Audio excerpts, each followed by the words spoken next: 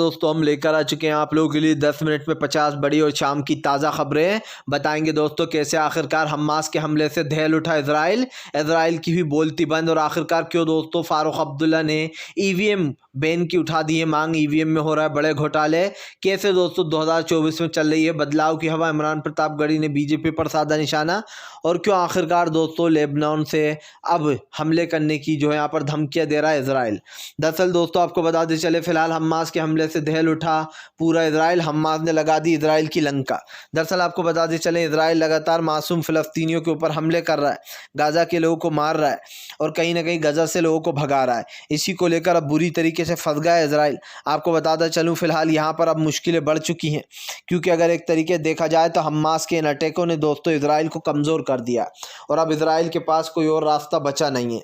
आपको बता दें चले, ईवीएम को करो बैन तभी चुनाव जो है सही से हो पाएगा।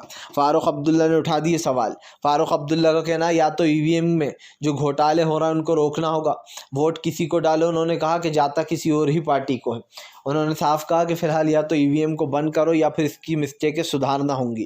फारूक अब्दुल्ला ने सवाल उठाया कि आखिरकार जो लोग कह रहे हैं कि 3 राज्य जीत गए, उन्होंने कहा कि राजीव गांधी की सरकार बहुत मजबूत थी, 400 सीटें थी उनके पास, तब भी दोस्तों आप समझिए राजीव गांधी हार गए थे एक ना एक दिन।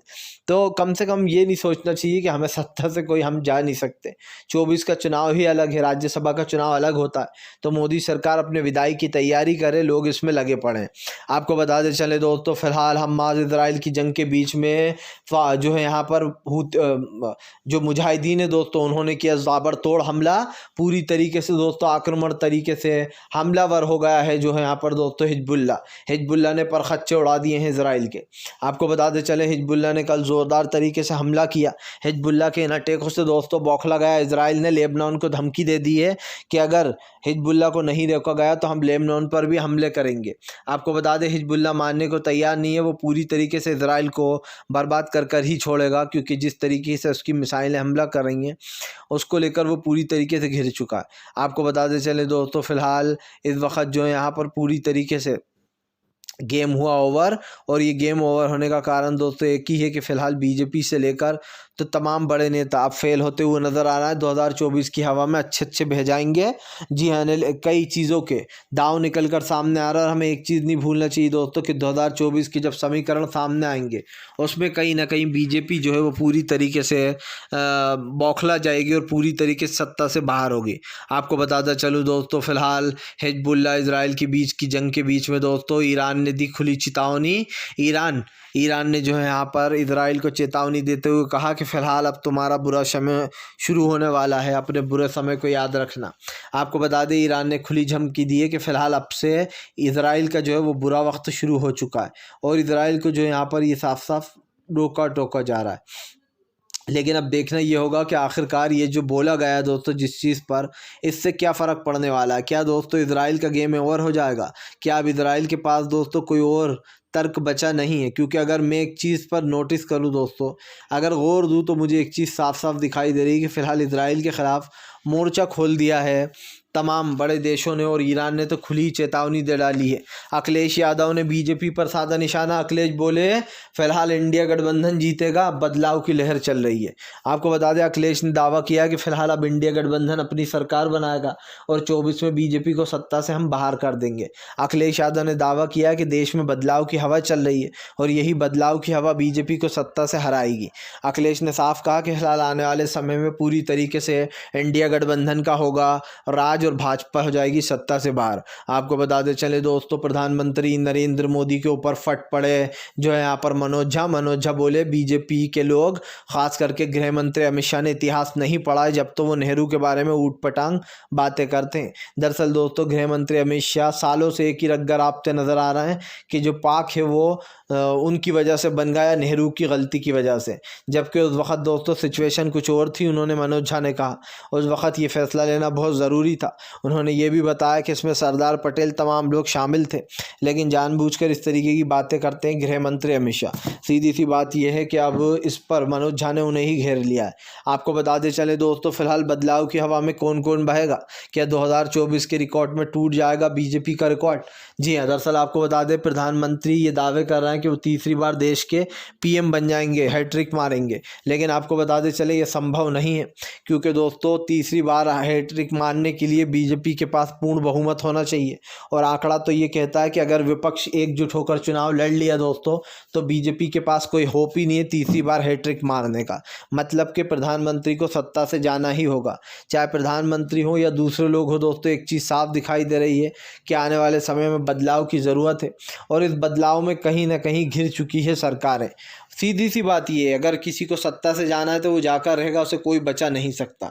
आपको बताते चले आने वाले समय में लेबनान और दोस्तों हमास कहीं ना कहीं इजराइल पर होंगे हमलावर। दरअसल इजराइल के ख़िलाफ़ अब मोर्चा खोल दिया कुछ और देशों ने। इजराइल दोस्तों लगातार भीषण हमले कर रहा है, जिसका नुकसान कई और देशों को भी हो रहा है, जिससे एक चीज़ तो साफ दिखाई दे रही है कि फ़िलहाल बाहर रहने वाले मासूम लोग मारे जा रहे हैं। और ऐसे में दोस्तों उनकी कहीं ना कहीं ये सिचुएशन बिगड़ चुकी है। अब ये देखना होगा कि फ़िलहाल क्या होने वाला है, क्योंकि हम आपको बताते चले फ़िलहाल यहाँ की जो मुश्किलें वो हमारे पास आ चुकी हैं। और एक चीज़ साफ़ हो जाती है कि अब बीजेपी को कुछ आता पता नहीं है। आपको बताता चलूँ दोस्तों, फ़िलहाल क्या देश को जो है यहाँ पर ख़ास करके बदलाव की ज़रूरत है देश में, और देश की बदलाव पर ले नीतीश कुमार का बड़ा बयान। नीतीश कुमार बोले फ़िलहाल हमने तो पहले ही गठबंधन बना लिया है और सब लोगों से कह दिया है कि बस अब ज़्यादा समय बचा नहीं है, जल्दी से फ़ैसला ले लो इस मीटिंग में। आपको बताते चले दोस्तों, इंडिया गठबंधन की मीटिंग में ये फ़ैसला अब जल्द से जल्द ले लेना चाहिए कि कौन कितनी सीटों पर चुनाव लड़ने वाला है। लेकिन दोस्तों आपको बताते चले उससे पहले अखिलेश यादव पर कई लोग सवाल उठा रहे हैं कि अखिलेश यादव को मत लो टीम में, क्योंकि उन्होंने कांग्रेस की बुराई की थी। आपको बताते चले दोस्तों, फ़िलहाल इस बदलाव की हवा में कौन कौन बहेगा ये तो आने वाला वक्त बता ही देगा। हिजबुल्लाह ने दोस्तों बढ़ा दी इजराइल की मुश्किलें। हिजबुल्लाह बोला तब तक अटैक नहीं रुकेंगे जब तक कि फ़लस्तीनी और गाज़ा के लोगों पर अत्याचार बंद नहीं होता।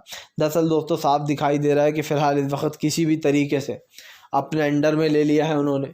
और ख़ास करके मैं एक चीज़ को नोटिस कर पा रहा हूँ कि यहाँ पर इजराइल जो है दोस्तों वो गिड़गिड़ाने की उस पर आ गया कगार पर, क्योंकि हमास को दोस्तों तमाम देशों का साथ मिल रहा है।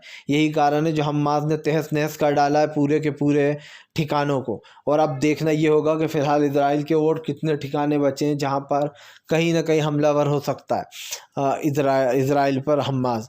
आपको बताता चलूँ दोस्तों, फ़िलहाल काफ़ी कुछ जो है यहाँ पर बदलने वाला है। जी हाँ, अब राजनीति में दोस्तों एक नया मोड़, ईवीएम के बाद जो है यहाँ पर एक नए मुद्दे पर विपक्ष लड़ेगा। दरअसल आपको बताते चले दोस्तों, फ़िलहाल चुनावी बॉन्ड के ऊपर भी बार बार सवाल खड़े हो रहे हैं, लेकिन काला धन सबसे ज़्यादा चुनावी बॉन्ड आ रहा है बीजेपी के पास। वो बॉन्ड कहाँ से आ रहा है दोस्तों? लगभग 90% मानकर चलिए कि बीजेपी को देते हैं लोग, लेकिन इसमें नाम सार्वजनिक नहीं किए जाते हैं कि किसने कितना पैसा दिया जो है बीजेपी को, ताकि दोस्तों आगे चल के बीजेपी उनका भी फ़ायदा कराए। और आपको तो पता ही है कि इलेक्ट्रिकल बॉन्ड्स क्या होता है। ऐसे में अगर देखा जाए तो फ़िलहाल अब ये मामला और भी ज़्यादा पेचीदा हो रहा है, ये जो ख़ास कर बॉन्ड मिलता है चुनावी के लिए। आपको बताते चले दोस्तों, फ़िलहाल राजस्थान में नए सीएम फेस को लेकर मची हुई रार। एक तरफ वसुंधरा राजे ने की है अमित शाह और जेपी नड्डा से मुलाकात, तो वहीं दूसरी तरफ दोस्तों आपको बताते चलें एक और नाम सामने आ रहा है बार बार, बाबा बालकनाथ का, जिनका कहा जा रहा है कि इनको सीएम बनाया जा सकता है। लेकिन दोस्तों उन लोगों को तो देखकर ही लग रहा है कि वो फुल हिंदुत्व की प्लानिंग में है, किस तरीके से उनको सरकार चलाना है सब जानते हैं। जैसे ही सरकार बीजेपी की वहाँ पर जीती, उन्होंने बेचारे जो नॉनवेज वाले ठेले हैं उनके ठेले बंद कराने पहुँच गए, उन्हें डराने धमकाने पहुँच गए। इससे तो यही दिखाई देता है कि आप बहुत दिन से इस ताक में ही थे कि जल्दी से यहाँ भी हिंदू मुसलमान मचा दें हम राजस्थान में, ताकि लोग हमें वोट करें। और बीजेपी वही कर रही है दोस्तों, राजस्थान में भी वो हिंदू मुसलमान मचा रही है, ताकि उसको आने वाले समय में लोकसभा में यहाँ से पूरा सपोर्ट मिले। फिलहाल अगर आपको हमारा वीडियो अच्छा लगता है दोस्तों तो इसको लाइक करें, चैनल पर पहली बार आए सब्सक्राइब कर लें, ताकि ऐसे वीडियो आपको आगे भी मिलते रहें और आप हमसे जुड़े रहें।